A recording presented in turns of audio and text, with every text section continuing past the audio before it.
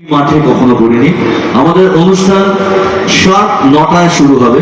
আপনারা যদি এখানে ঘুরে আসতে চান ঘুরে আসতে পারেন, কিন্তু দাদা যেটা বলছেন আর কি, শো কিন্তু এক্ষুনি শুরু হবে না।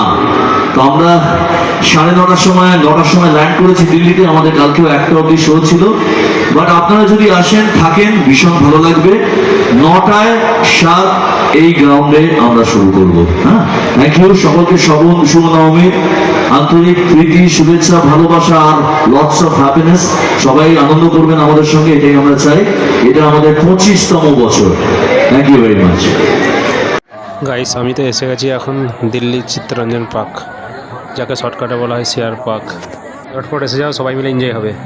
আজ ভীষণ বড় একটা প্রোগ্রাম আছে, তার জন্য সবার নিমন্ত্রণ।